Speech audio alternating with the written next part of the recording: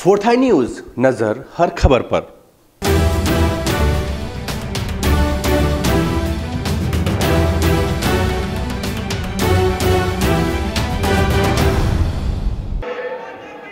भारत माता की। कार्यकर्ता कश्मीर के लिए नारे लगाते हैं, मैं नारे को थोड़ा सुधारना चाहता हूं। मेरे साथ बोलिए, जहां हुए बलिदान मुखर्जी, वो कश्मीर हमारा है। जहां हुए बलिदान मुखर्जी, वो कश्मीर हमारा है। बोले भारत माता की, भारत माता की। मंच पर उपस्थित राष्ट्रीय उपाध्यक्ष और छत्तीसगढ़ के जननायक डॉक्टर रमन सिंह जी, हमारे भारतीय जनता पार्टी के प्रदेश अध्यक्ष और विपक्ष के नेता श्रीमान धर्म कौशिक जी, मेरे साथ आज यहां पर संगठन की बैठक में पधारे हुए भारतीय जनता पार्टी के राष्ट्रीय महामंत्री संगठन, जिन्होंने एक लंबे कालखंड के लिए भाजपा के संगठन को संवारने का काम किया है, ऐसे श्रीमान रामलाल जी, हमारे राष्ट्रीय महासचिव श्री अनिल जैन जी, सुश्री सरोज पांडे जी, केंद्रीय मंत्री श्रीमान विष्णुदेव साय जी, हमारे राष्ट्रीय सह संगठन मंत्री और छत्तीसगढ़ के चप्पे चप्पे पर जिन्होंने भारतीय जनता पार्टी के कमल निशान को पहुंचाने का काम किया है, ऐसे श्रीमान सौदान सिंह जी, हमारे भाई रामविचार नेताम जी, ब्रजमोहन अग्रवाल जी, श्रीमान रमेश बैस जी, श्री राजेश मुनत जी, और आज 4 लोकसभा के रायपुर क्लस्टर के कार्यक्रम में आए हुए भारतीय जनता पार्टी के भाग्य विधाता, ऐसे मेरे प्यारे कार्यकर्ता भाइयों और बहनों, आप सबको प्रणाम। आज छत्तीसगढ़ में 4 लोकसभा के कार्यकर्ताओं का सम्मेलन यहां बुलाया और मैं देख रहा हूं ये विशाल स्टेडियम खींचोखींच कार्यकर्ताओं से भरा हुआ। मित्रों, देश भर के 20 प्रांतों में 27 जगह पर मैं सम्मेलन कर आया हूं और ये मेरा 27वां और अंतिम कार्यकर्ता सम्मेलन है। मैं जानबूझकर छत्तीसगढ़ में अंत में आया। मित्रों, ये सम्मेलनों में मैं जहां पर भी गया, देश के हर कोने पर गया, देश के हर कोने में एक ही आवाज मैंने सुनी है, चाहे वो कार्यकर्ता की हो, जनता की हो, दलित की हो, आदिवासी की हो, किसान की हो, युवा की हो, महिला की, कि फिर एक बार मोदी सरकार। जरा मेरे साथ बोले, फिर एक बार। ये मूड के साथ देश आगे बढ़ रहा है। और मित्रों, आज छत्तीसगढ़ भारतीय जनता पार्टी के सभी कार्यकर्ता 4 लोकसभा के यहां बैठे हैं। मैं उनको कहना चाहता हूं कि भारतीय जनता पार्टी अपनी पार्टी बाकी सारी पार्टियों से अलग प्रकार की पार्टी, अलग प्रकार की इस मायने में है कि सारी पार्टियां अपने नेताओं के आधार पर चुनाव लड़ती है और नेताओं के आधार पर चुनाव जीतती है, मगर भारतीय जनता पार्टी एकमात्र ऐसी पार्टी है जो नेताओं के आधार पर ना चुनाव लड़ती है, ना नेता उसको चुनाव जिता सकते हैं। बूथ और शक्ति केंद्र पर खड़ा हुआ मेरा कार्यकर्ता ही भारतीय जनता पार्टी को चुनाव जिता सकता है। और ये भाषण की पूरी बात नहीं है। जब भी मैं बूथ अध्यक्षों के कार्यक्रम में जाता हूं, कई साल पीछे अपने आप चला जाता हूं, क्योंकि 1982 में मैं भी ऐसे एक बूथ अध्यक्षों के सम्मेलन में गुजरात के Sanghvi high school booth number 263 में एक बूथ अध्यक्ष के नाते आपकी तरह अंतिम कुर्सी में बैठा है। और ये पार्टी की महानता देखिए, इसीलिए मैं कहता हूं कि कार्यकर्ताओं की पार्टी है। बूथ पर पोस्टर चिपकाने वाला एक कार्यकर्ता, बूथ पर कमल पुतवाने वाला एक कार्यकर्ता आज विश्व की सबसे बड़ी राजनीतिक पार्टी का राष्ट्रीय अध्यक्ष बनकर आपके सामने है। और ये संभव हो सकता है तो एक ही पार्टी में हो सकता है। ये संभव हो सकता है तो पूरे विश्व में एक ही पार्टी में हो सकता है, वो भारतीय जनता पार्टी में हो सकता है। एक छोटा सा कार्यकर्ता राष्ट्र के बड़े से बड़े पद पर आसीन हो सकता है। इसलिए मैं हमेशा कहता हूं कि भारतीय जनता पार्टी कार्यकर्ताओं की पार्टी। मित्रों, आज हम सब लोग यहां पर एकत्रित हुए हैं 2019 के चुनाव की तैयारी। पार्टी ने कई सारे कार्यक्रम दिए, आपने मार्च तक सारे कार्यक्रम सफलतापूर्वक किए हैं। क्योंकि ये मेरा अंतिम कार्यकर्ता सम्मेलन है, मैं आपके सम्मेलन के माध्यम से देश के करोड़ों कार्यकर्ताओं को बधाई देना चाहता हूं कि थकान लग जाए, इतने लंबे कार्यक्रम बनाकर हमने भेजे थे, मगर आपने मुंह पर उफ नहीं किया। हर कार्यक्रम को सफल कर भारतीय जनता पार्टी को आगे बढ़ाने का ढेर सारे कार्यक्रम, परिवार की सूद बूद लेने का समय न मिले, इतने कार्यक्रम हमने भेजे। और एक प्रकार से एक कार्यकर्ताओं की परीक्षा थी। कई बार मुझे भी अकेले में लगता था कि क्या कर रहे हैं। कार्यकर्ता का भी परिवार होता है, उसका भी व्यवसाय होता है, इनके बच्चों की भी परीक्षाएं होती हैं, इनके घर में भी सामाजिक काम होते हैं। मगर बाद में विचार आता था कि चुनाव बड़ा महत्वपूर्ण है, देकर देखते हैं कार्यकर्ता क्या करता है। मगर मित्रों, आप मेरे से भी 2 कदम आगे निकले। हर कार्यक्रम को भाजपा के कार्यकर्ता ने अपना घर का कार्यक्रम मानकर इसको सफल बनाया।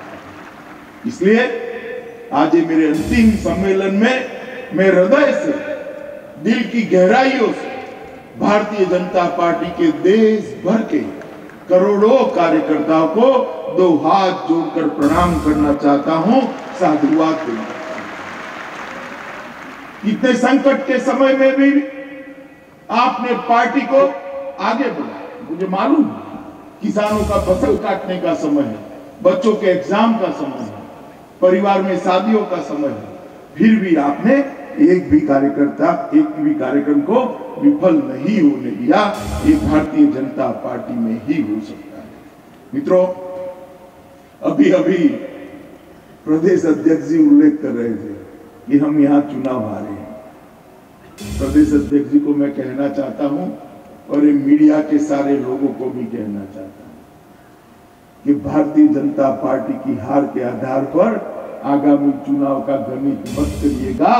ये फिनिक्स पक्षी जैसी पार्टी है, राख में से भी बड़ा महल बनाकर खड़ा करने की ताकत मेरे भारतीय जनता पार्टी को कार्यकर्ता। ये वो पार्टी है जिसकी कभी 2 सीटें हुआ करती थी और पार्टियां बिखर जाती, टूट जाती, टुकड़े टुकड़े हो जाती। मगर भारतीय जनता पार्टी बिखरी नहीं, टूटी नहीं, एक भी विभाजन नहीं हुआ। हम दीनदयाल जी के बताए रास्ते पर चलते चले गए, श्यामा प्रसाद मुखर्जी के रास्ते पर चलते चले गए, गुरु जी के बताए रास्ते पर चलते गए। हम बिखरे नहीं, मनमुटाव भी नहीं हुआ। और आज परिणाम देखिए साहब, जो पार्टी कभी 10 सदस्यों की पार्टी थी, 11 करोड़ सदस्यों के साथ आज विश्व का सबसे बड़ा संगठन बनता है। जो पार्टी कभी लोकसभा में 2 सीटें रखती थी, राजीव गांधी जी ने तंज कसा कि हम 2 हमारे 2, आज वो पार्टी 440 से 44 पर है और भारतीय जनता पार्टी 2 से 282 पर पहुंचने का काम भारतीय जनता पार्टी। देश में सबसे ज्यादा विधायक आज कोई पार्टी के हैं तो भारतीय जनता पार्टी के, सबसे ज्यादा सांसद कोई एक पार्टी के हैं तो भारतीय जनता पार्टी के हैं, सबसे ज्यादा जिला पंचायत के सदस्य किसी एक पार्टी के हैं तो भाजपा के हैं। सबसे ज्यादा तहसील पंचायत के सदस्य किसी एक पार्टी के हैं तो भारतीय जनता पार्टी के हैं। सबसे ज्यादा म्युनिसिपल काउंसिलर किसी एक पार्टी के हैं तो भारतीय जनता पार्टी के हैं। सबसे ज्यादा मुख्यमंत्री किसी एक पार्टी के हैं तो भारतीय जनता पार्टी के हैं। और सबसे ज्यादा सरकारें किसी की है तो 16 सरकारें देश में भारतीय जनता पार्टी। ये पार्टी कोई सत्ता के लिए बनी हुई पार्टी नहीं। सत्ता तो हमारे काम के रास्ते का एक पड़ाव मात्र होता है, आती है जाती है। हम मां भारती के लिए, देश के गरीबों की सुख सुविधा बढ़ाने के लिए, देश के गरीबों के कल्याण के लिए, भारत के गौरव के लिए और भारत को महासत्ता बनाने के लिए काम करने वाले कार्यकर्ता है। जब तक हमारा ये लक्ष्य समाप्त नहीं होता, हमारी यात्रा कभी समाप्त नहीं हो सकती। इसलिए जो लोग भी कयास लगाते हैं उनको मैं कहना चाहता हूं, 19 के चुनाव में 2-2 हाथ कर लो भैया, पटकनी ऐसी मिलेगी कि होश उड़ जाएंगे। फिर से एक बार भारतीय जनता पार्टी की सरकार बनना निश्चित। मोदी जी के नेतृत्व में फिर से एक बार अभी से बड़े बहुमत के साथ भारतीय जनता पार्टी की सरकार बनना निश्चित। और ये छत्तीसगढ़ परिणाम जो आए, कई बार भ्रांतियां ऐसी फैलाई जाती हैं कि लोगों को लगता है चलो ये भी कर देखें। कर लिया, 2 महीने में मालूम पड़ गया कि भारतीय जनता पार्टी की रमन सिंह सरकार और ये चिट फंड घोटाले वाली सरकार के बीच में अंतर क्या है। छत्तीसगढ़ की जनता को 2 कोई सरकार चिट फंड घोटाले वालों को समर्थन में खड़ी रह सकती है, मेरी तो समझ में नहीं आती। मित्रों, भारतीय जनता पार्टी की सरकार, डॉक्टर रमन सिंह यहां बैठे, 10 साल तक विपक्ष की सरकार थी फिर भी, और बाद में 5 साल एक डबल इंजन सरकार रही नरेंद्र मोदी जी और रमन सिंह जी की। 15 साल के अंदर छत्तीसगढ़ को बदलने का काम भारतीय जनता पार्टी ने किया है। भारतीय जनता, अटल जी ने छत्तीसगढ़ को बनाया, वो भी भारतीय जनता पार्टी के प्रधानमंत्री थे। उस वक्त भारत में किसी को कल्पना नहीं थी कि छत्तीसगढ़ के घर घरों में बिजली पहुंच सकती है। मेरी वनवासी मां के पैर में स्लीपर पहनाने वाला कोई मुख्यमंत्री आ सकता है। हर घर में चावल देकर उसकी भूख भागने वाला, भूख को भगाने वाला कोई मुख्यमंत्री हो सकता है। दलित के, आदिवासी के, पिछड़ा समाज के बच्चों को पढ़ाई लिखाई कराने वाला कोई मुख्यमंत्री हो सकता है। सिंचाई के रकबे को 40,000 हेक्टेयर से ज्यादा बढ़ाने वाला कोई मुख्यमंत्री हो सकता है। 24 घंटा छत्तीसगढ़ में बिजली देने वाला कोई मुख्यमंत्री हो सकता है। नक्सलवाद को नेस्त नाबूद करने वाला कोई मुख्यमंत्री हो सकता है। वो छत्तीसगढ़ में किसी ने कल्पना। ये 15 साल के अंदर हमने छत्तीसगढ़ को बदलने का काम किया है। मैं आज आपको कहने आया हूं, आपके अध्यक्ष के नाते कहने आया हूं, जरा भी आत्मविश्वास की कमी करने की जरूरत नहीं है। सीना तान कर चुनाव के मैदान में जाइए, विजय हमारी निश्चित पड़ी। आज भारतीय जनता पार्टी का कार्यकर्ता कोई क्षुब्ध न हो, गौरव के साथ हमारे किए हुए कामों की सूची, चाहे वो नरेंद्र मोदी सरकार के हो, चाहे रमन सिंह सरकार के हो, हाथ में लेकर जाइए। मुझे भरोसा है मित्रों, ये 2 साल में कांग्रेस ने अपनी सरकार की जो सुगंध कहो तो सुगंध, बाकी जो कहो तो वो फैलाए। 2 महीने में आपके लिए छत्तीसगढ़ की जनता दरवाजे खोल कर बैठी है कि आइए हम हमसे थोड़ा गलती करें। और मैं छत्तीसगढ़ की जनता को भी कहना चाहता हूं कि ये आए थे, क्यों लाए थे, इनको क्यों लाए थे? आपका स्वास्थ्य ठीक हो इसलिए लाए थे, अब बिगड़ जाए इसलिए लाए थे? इन्होंने आते ही आयुष्मान भारत योजना को ऊपर उठाने का काम कर दिया। छत्तीसगढ़ के गरीब को जो 5 लाख रुपया आयुष्मान भारत योजना का मिलता था उसको अधर में कर दिया। आने से पहले ही घोटाले करने की तैयारी करी। मुझे मालूम है, जाने के बाद पूछेंगे आप भविष्यवेत्ता हो, ज्योतिषी हो? वे पूत के लक्षण पालने में ही मालूम पड़ जाते हैं। ऐसा क्या काम करना है मुझे बताओ कि आपको सीबीआई के दरवाजे बंद करने पड़े? क्यों करने पड़े? रमन सिंह जी मुख्यमंत्री थे, कांग्रेस की सरकार थी, हमें कुछ गलत नहीं करना था, हमने कभी सीबीआई के दरवाजे बंद नहीं करे। आपको घोटाले कराने की आपकी मनसा है, इसलिए आपने सीबीआई के दरवाजे छत्तीसगढ़ के अंदर बंद करे हैं, बंद करे हैं। और इसका जवाब छत्तीसगढ़ के मुख्यमंत्री ने छत्तीसगढ़ की जनता को देना चाहिए। क्यों सीबीआई के दरवाजे बंद करे? आपके दिल के अंदर मनसा पड़ी है। डे 1 से शपथ लेने के पहले से पहला काम ये किया, इसलिए किया कि आपके मन में पड़ा है कि मैं घोटाले कर घपले कर जो करना है वो करूंगा, सीबीआई ही नहीं आएगी तो किसका डर? मित्रों, ये मनसा दिखाता है किसानों के साथ कितना बड़ा धोखा किया। उन्होंने कहा था हम पूरा ऋण माफ करेंगे, अल्पकालीन ऋण को भी आधा अधूरा माफ किया। जरा छत्तीसगढ़ के किसानों को पूछिए कि उनको क्या किया, उनके वादे का क्या हुआ। धान खरीदी के मामले में भी राहुल बाबा ने यहां आकर घोषणा तो कर दी, अब ठंड में पसीने छूट रहे हैं, धान खुला पड़ा है, उसका भुगतान करने की भी ताकत नहीं। रिजर्व बैंक से लोन लेना पड़ रहा है। हमारे सामने सवाल उठाने वाले आज खूब शराबबंदी की बात करेंगे। आपने क्या हुआ शराबबंदी का? छत्तीसगढ़ की महिलाएं पूछ रही हैं, हमारे वोट तो ले लिए आपने, शराबबंदी का वादा कर दूर दूर तक शराबबंदी का नाम नहीं कहते, उल्टा कहते सरल काम नहीं है। सरल नहीं है तो भला वचन क्यों दिया था? ये भारतीय जनता पार्टी के कार्यकर्ताओं ने लेकर जाना पड़ेगा। और मित्रों, मैं कहना चाहता हूं कि हम भी शासन में रहे। जवाहरलाल नेहरू, इंदिरा गांधी और राजीव गांधी के नाम पर ढेरों सारे रोड, स्टेडियम, योजनाएं पड़ी हैं। हमने किसी का भी नाम नहीं बदला। हमने नया काम किया और हमारे नेताओं के नाम पर उसका नाम रखा। हमने पुरुषार्थ किया।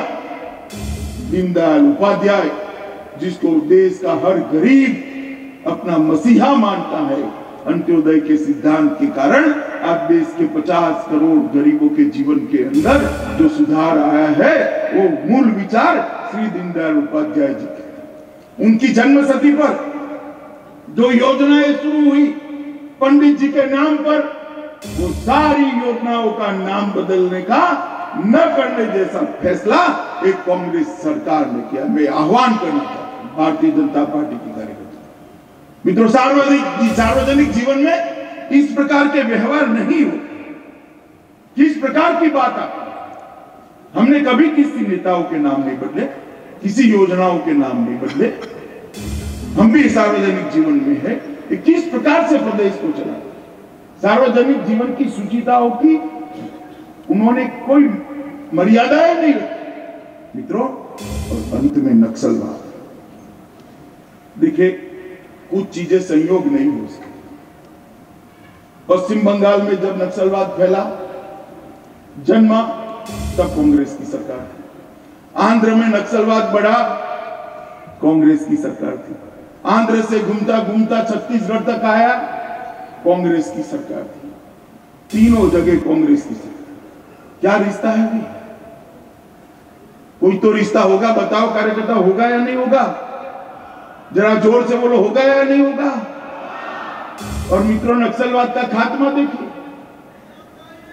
पश्चिम बंगाल में तब गया जब कांग्रेस की सरकार गई, आंध्र में तब गया जब कांग्रेस की सरकार गई, और छत्तीसगढ़ में भी नक्सलवाद तब समाप्त हुआ जब भारतीय जनता पार्टी की रमन सिंह सरकार आई।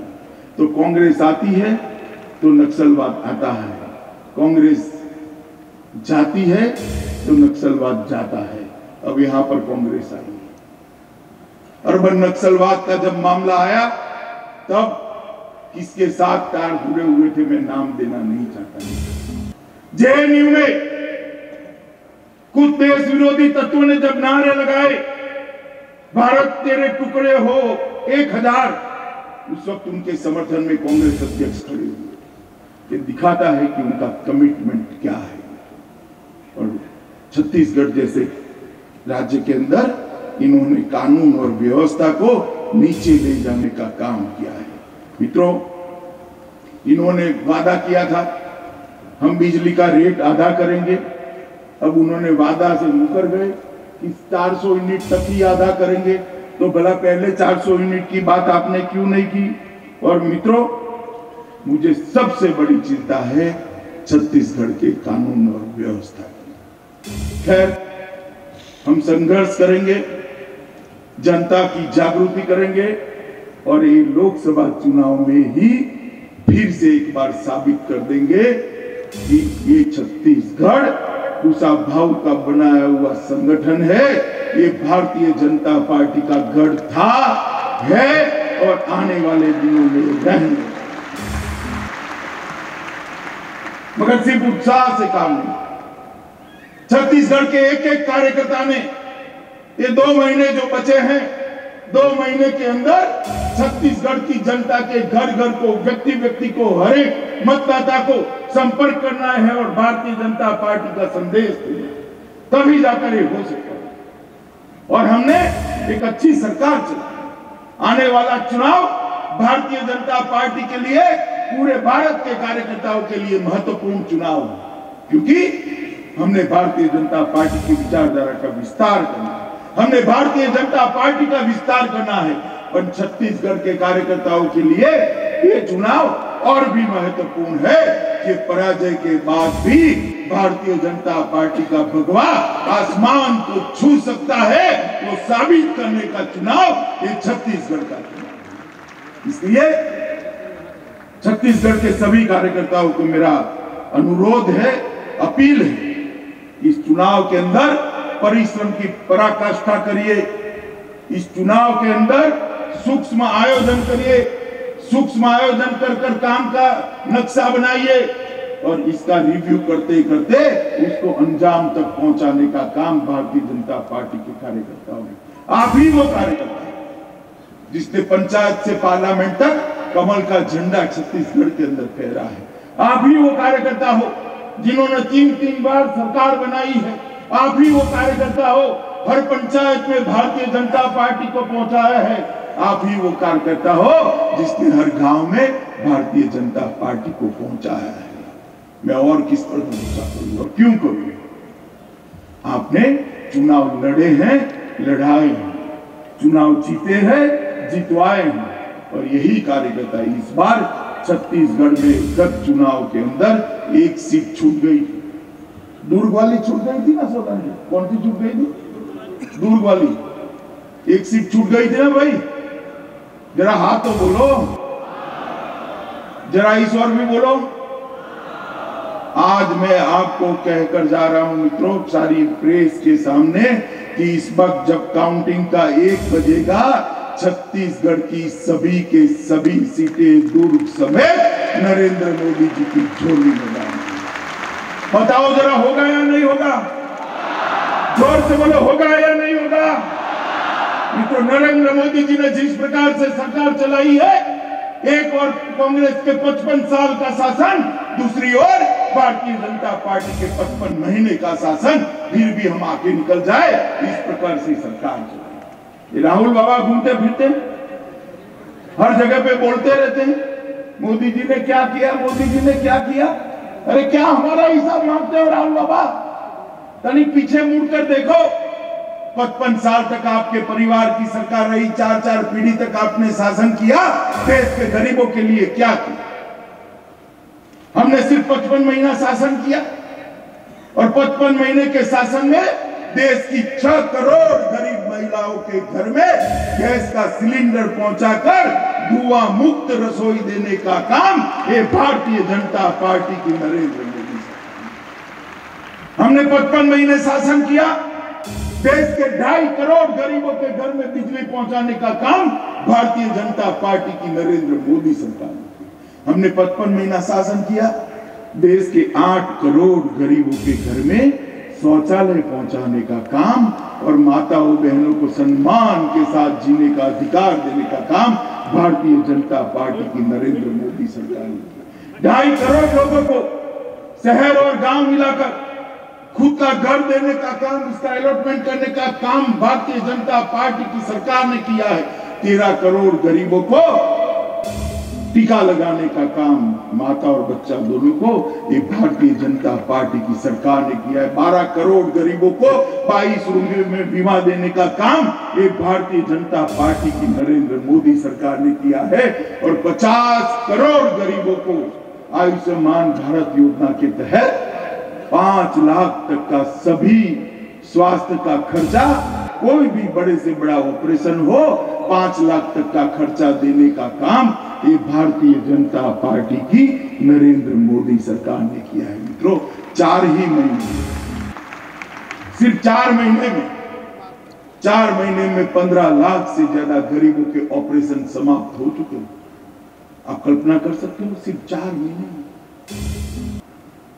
ये सारे काम भारतीय जनता पार्टी की सरकार ने, जो कांग्रेस 55 साल में नहीं कर पाई, भाजपा ने 55 महीने में किया। और सबसे बड़ा काम अगर हमने कोई किया है, नरेंद्र मोदी सरकार ने किया है, भाजपा सरकार ने किया है, तो भारत की सीमाओं को सुरक्षित करने का काम किया है ये भारतीय जनता पार्टी की नरेंद्र मोदी। 10 साल तक यूपीए की सरकार, सोनिया मनमोहन की सरकार थी। आलिया, मालिया, जयमलिया पाकिस्तान से घुस जाते थे, हमारे जवानों के सर काट देते थे, वहां जाकर उसको अपमानित करते थे, कोई जवाब देने वाला नहीं था। उरू में उन्होंने किया, हमने सर्जिकल स्ट्राइक करी, पुलवामा में किया, एयर स्ट्राइक कर पाकिस्तान के आतंकवादियों के अड्डे के परछड्डे उड़ा देने का काम भारतीय जनता पार्टी की नरेंद्र मोदी सरकार। और घटना के बाद पूरी दुनिया में एक संदेश गया कि भारत की सीमाओं के साथ कोई छेड़खानी नहीं कर सकता। ये मजबूत राष्ट्र कैसा हो सकता है, वो दुनिया में दिखाने का काम भारतीय जनता पार्टी की सरकार ने किया है। एयर स्ट्राइक और सर्जिकल स्ट्राइक होने के पहले, मित्रों, पूरी दुनिया में 2 ही देश थे जो अपने शहीदों के जवानों का बदला लेते थे। नरेंद्र मोदी जी ने ये 2 देशों की सूची में तीसरा नाम भारत का, महान भारत का जोड़ने का काम नरेंद्र मोदी जी।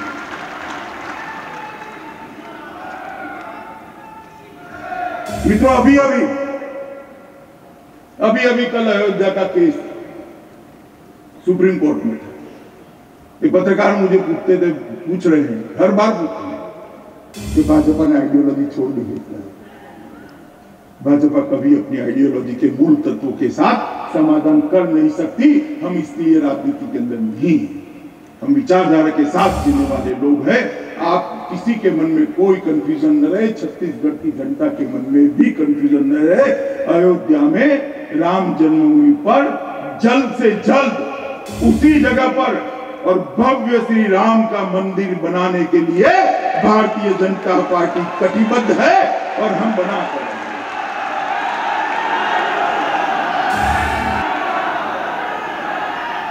मगर जब भी केस आता है सुप्रीम कोर्ट, ये कांग्रेस के वकील खड़े हो जाते हैं और डेट पर डेट, तारीख पर तारीख मांगते हैं। मित्रों, मैं स्पष्ट करना चाहता हूं, अभी श्री राम जन्मभूमि न्यास ने 42 एकड़ जमीन भूमि जो कांग्रेस की सरकार ने अधिग्रहित कर ली, वो वापिस मांगी। भारतीय जनता पार्टी नरेंद्र मोदी सरकार ने वो 42 एकड़ भूमि श्री राम जन्मभूमि न्यास को देने का तुरंत फैसला हमने कर दिया और वो भूमि ग्राम दे दी। हम मानते हैं कि अयोध्या में वहां पर प्रभु श्री राम का भव्य मंदिर बनना चाहिए। और मित्रों, आज मैं इस मंच से राहुल बाबा के नेतृत्व में जो महागठबंधन बना है, मोदी जी कहते हैं महामिलावट, वो गठबंधन के नेताओं को पूछना चाहता हूं, 19 के चुनाव के पहले देश की जनता के सामने स्पष्ट करिए कि अयोध्या में उस जगह पर प्रभु श्री राम का मंदिर बने, इसलिए आप तैयार हो या नहीं। भाई उन्होंने जवाब देना चाहिए या नहीं देना चाहिए? जरा जोर से बोलो, जवाब देना चाहिए या नहीं देना चाहिए? जोर से बोलो, देना चाहिए या नहीं देना चाहिए? हमारा जवाब तय है कि हम चाहते हैं वहां मंदिर हो। राहुल बाबा आपकी बारी है, आप जरा जवाब दे दो। नहीं देंगे क्या? वो तो जैसे ही केस आएगा, एक और डेट कैसे पड़ जाए उस दिशा में जाएंगे। मित्रों, भारतीय जनता पार्टी अपने मुद्दों पर स्पष्ट है। हमने कहा था कि हम घुसपैठियों को सहन नहीं करेंगे। इस देश में घुसपैठियों की कोई जगह नहीं हो सकती। घुसपैठियां इस देश के लिए दिमक है। जब हमारी सरकार असम के अंदर आई, मोदी जी की सरकार बनी हुई थी, हम एनआरसी लेकर आए। एनआरसी क्या है? एनआरसी है घुसपैठियों को देश से बाहर निकालने की व्यवस्था। जैसे ही एनआरसी लेकर आए, राज्यसभा में मैं गया, मैं तो सोच कर गया था कि आज मोदी जी का अभिनंदन करेंगे, उनको साधुवाद देंगे। वहां माहौल देखा तो पूरा शोकाकुल माहौल। राहुल बाबा एंड कंपनी पूरी सर पर हाथ देकर रखकर बैठी, हाय तौबा करने लगे कि मर गए, क्या कर दिया, ये कहां जाएंगे, क्या खाएंगे, क्या पिएंगे, रहने की व्यवस्था क्या होगी, क्यों निकाल रहे हो बेचारे को, कितने साल से, क्यों भाई चचेरे भाई लगते हैं? मित्रों, हमने एनआरसी के माध्यम से 40 लाख घुसपैठियों को प्रथम दृष्टिया हमने आइडेंटिफाई करने का काम किया है। और मैं आपको बताना चाहता हूं, राहुल बाबा एंड कंपनी को आक्रंद करने दीजिए, रोने दीजिए। एक बार पूर्ण बहुमत की नरेंद्र मोदी सरकार बनाइए। कश्मीर से कन्याकुमारी और आसाम से लेकर गुजरात तक पूरे देश से एक एक घुसपैठियों को चुन चुन कर निकालने का काम ये भारतीय जनता पार्टी की सरकार। घुसपैठियां हमारे लिए वोट बैंक नहीं है, ये भारत की सुरक्षा का सवाल है। और मित्रों, मैं आपको बताना चाहता हूं, भारतीय जनता पार्टी का कार्यकर्ता आत्मविश्वास के साथ लोगों के बीच में जाए। हमने एक ऐसा प्रधानमंत्री दिया है जो 24 घंटे में 18 घंटे काम करता है। 25 साल से जिसने वैकेशन नहीं लिया है, जिस पर एक पैसे का आरोप नहीं है, ऐसा प्रमाणिक प्रधानमंत्री दिया है। कठोर फैसले लेने वाला निर्णायक प्रधानमंत्री दिया है। गरीबों के प्रति संवेदनशीलता रखने वाला संवेदनशील प्रधानमंत्री देने का काम ये भारतीय जनता पार्टी की सरकार ने किया है। और दुनिया को सबसे लोकप्रिय प्रधानमंत्री देने का काम हमने किया है। मित्रों, आज छत्तीसगढ़ के कार्यकर्ताओं को मैं पूछने आया, अगले चुनाव के अंदर दिन रात एक कर एक एक सेकंड का उपयोग कर भारतीय जनता पार्टी को जिताएंगे क्या? ऐसे नहीं चलेगा भाई, जोर से बोलिए, जिताएंगे। कमल के निशान पर 11 की 11 सीटें जीतेंगे। सब सीटें मोदी जी की झोली में डालेंगे। पूर्ण बहुमत की भाजपा सरकार बनाएंगे। मोदी जी को फिर से प्रधानमंत्री बनाएंगे। आतंकवादियों को मुंह तोड़ जवाब देंगे। पाकिस्तान को मुंह तोड़ जवाब देंगे। तो मेरे साथ दोनों हाथ उठाइए, विजय के संकल्प की मुट्ठी बींचे और प्रचंड आवाज से बोलिए, भारत माता की। मित्र, एक बार मैं बोलूंगा, फिर एक बार आप बोलोगे, मोदी सरकार। मैं बोलूंगा, फिर एक बार आप बोलोगे, मेरे साथ बोलिए, फिर एक बार, फिर एक बार, फिर एक बार, वंदे मातरम।